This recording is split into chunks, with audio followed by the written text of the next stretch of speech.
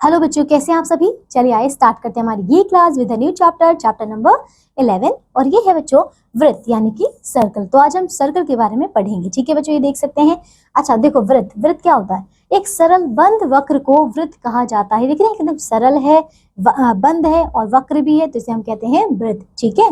अब वृत्त के तत्व क्या है बच्चों। पहला इसमें केंद्र। ठीक है, तो वृत्त खींचने के लिए जिस बिंदु की सहायता ली जाती है इसे केंद्र कहते हैं। क्या कहते हैं बच्चों, वो केंद्र कहते हैं। चित्र में ये जो देख रहे हैं बच्चों, यहाँ पे ये देखो, ये ओ बिंदु, यही है केंद्र। ठीक है।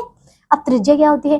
केंद्र को वृत्त की किसी बिंदु से जोड़ने वाले रेखाखंड। ठीक है बच्चों, देख रहे हैं कोई भी रेखाखंड यहाँ पे हो जो कि केंद्र से जुड़ा हुआ हो, ठीक है, उसे हम कहते हैं त्रिज्या। ठीक है। चित्र में AO, ये देखो AO, BO, CO, DO, ये सारी की सारी बराबर हैं और वो त्रिज्या ही हैं। ठीक है। अब त्रिज्या बच्चों बराबर होती है। ठीक है। तीसरा बच्चों व्यास क्या होता है। तो एक रेखाखंड जो वृत्त के केंद्र से गुजरता है। देखो रेखाखंड है जो कि O से बच्चों पास ऑन हो रहा है तथा वृत्त के दोनों सिरों को स्पर्श करता है, तो उसे व्यास कहते हैं। ठीक है। चित्र में LM, ये देख रहे पूरा LM व्यास है। इसमें LO, ये LO और OM दो त्रिज्याएं हैं।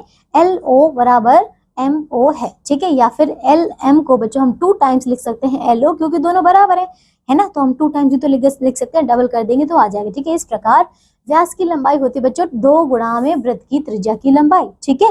और अगर आपको त्रिज्या की लंबाई निकालनी है तो आप जो व्यास है व्यास की लंबाई का आधा कर दो। ठीक है, तो ऐसे आप निकाल सकते हैं। ठीक है। अब आते हैं चौथा बच्चों जीवा। ये क्या होती है। वह रेखाखंड जिसके दोनों सिरे वृत्त हों। ठीक है, दोनों सिरे क्या हों, वृत्त हों। देखिए बच्चों क्या बोल रहे हैं, चित्र में LM तथा NO। ठीक है, LM ये रहा, NO ये रहा बच्चों, ये जीवाएं हैं तथा XY ये व्यास है। ठीक है। सभी जीवाएं समान नहीं होती हैं। व्यास वृत्त की सबसे बड़ी जीवा होती है बच्चों। ये इंपॉर्टेंट पॉइंट है, याद रखिएगा कि व्यास भी एक जीवा ही है, लेकिन ये सबसे बड़ी जीवा है। ठीक है। अब वृत्त की परिधि और व्यास में संबंध क्या है। देखिए वृत्त की परिधि उसके व्यास का 22/7 यानी कि 3.14 गुना होती है। ठीक, किसकी बच्चों, इसकी व्यास का। ठीक है।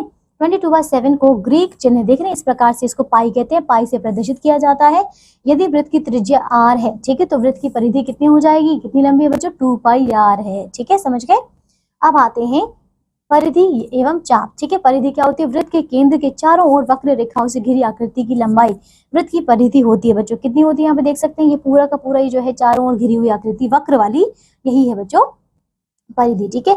चाप क्या होती है, वृत्त की परिधि का एक खंड बच्चों चाप कहलाता है। जैसे कि अगर देखा जाए A से लेकर B तक का, ये जो है बच्चों ये एक चाप कहते हैं। ठीक है, इसे, है ना। वृत्त में O केंद्र, ठीक है, ये O केंद्र है तथा AB जो है ये खंड एक चाप है। ठीक है। अब आते हैं एग्जाम्पल। तो वृत्त की परिधि ज्ञात कीजिए जिसकी त्रिज्या 14 सेंटीमीटर है। बच्चों आपको फॉर्मूला पता है 2πr। ठीक है, तो आपको वैल्यू पुट करनी है। 2 ये रहा, पाई की वैल्यू 22/7 आपको पता है और R आपको 14 दी गई। ठीक है। 7 से काटेंगे, 7 दूनी 14, इनको गुणा करेंगे तो आएगा 88 सेंटीमीटर। ठीक है। इसी प्रकार से दूसरा वाला बच्चों समझ गए। तो इसमें हमने बच्चों कुछ इंपॉर्टेंट पॉइंट पढ़े हैं सर्कल के बारे में। ठीक है, तो आज के लिए इतना ही। अब हम मिलते हैं नेक्स्ट क्लास में, करेंगे इसके कुछ एक्सरसाइज के क्वेश्चन। ओके बच्चों, so till then take care all of you, bye.